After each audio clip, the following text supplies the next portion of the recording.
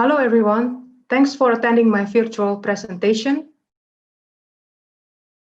We have shown that USMB increased the release of extracellular vesicles from the VADU cells. EVs are nano-sized bilayer membrane vesicles.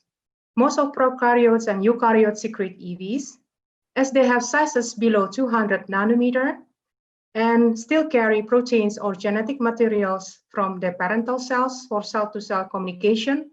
EV have potential as vehicle for drug delivery. To develop new delivery strategy using USMB and drug-loaded EV, several phases were investigated. USMB-loaded cells with the model drug, BSA, FITs, or cell tracker grain, and used to simultaneously release EV containing this model drug. Later, EVs co-incubated with the recipient cells, and after the uptake, the content of EV was released in the cells. We seeded cells into the clinic cells, a transparent cell culture cassette compatible with US application. After overnight incubation, cells were incubated with CTG for 30 minutes or starved for 4 hours prior to BSA fits and microbubbles addition. The sonications was done using published protocol from Lamartine et al. Acoustic pressure used here were 0.6, 0.7, and 0.8 MPa. After sonications, the cells were washed, and in the case of BSA fits, we incubated for another 1 hour before the washing step. Cells were incubated further for 2 hours, and then cells were harvested and also the supernatant for the measurement.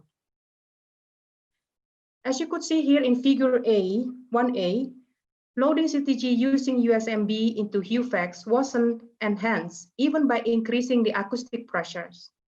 Whereas the loading of BSA fits, especially at 0.6 MPa, was enhanced. However, we saw the colocalization of BSA fits signal with lysotracker red DND marker, indicating the entrapment of BSA fits molecules in the lysosomal compartment. In the cell supernatant, we measure EV using a nanoflow cytometer.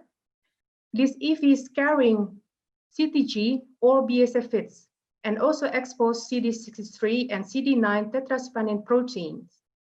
In figure 2C and 2D, you could see the images of EVs containing BSA fits, the 10 nanometer gold particle indicating the presence of BSA fits on the vesicles, and the smaller vesicles or particles, at 6 nanometer, indicating the CD63 and CD9 tetraspanin protein.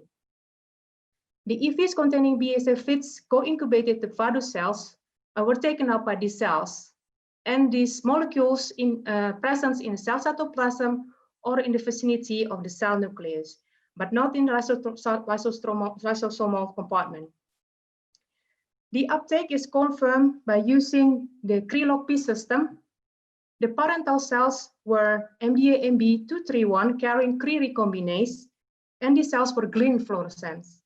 The recipient cells were T47D carrying LOXP gene, and the cells were red fluorescence.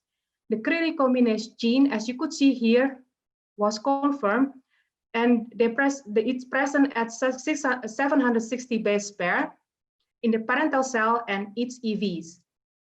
The controls were MDA-MB231 null cells and the EVs.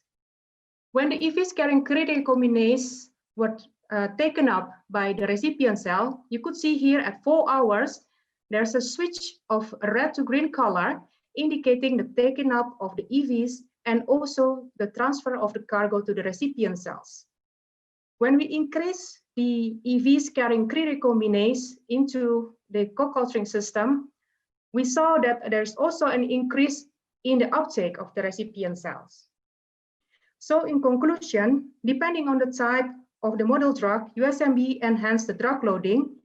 Lysosome seems to play a role in this loading. USMB stimulates the trigger of the release of EVs carrying the model drug.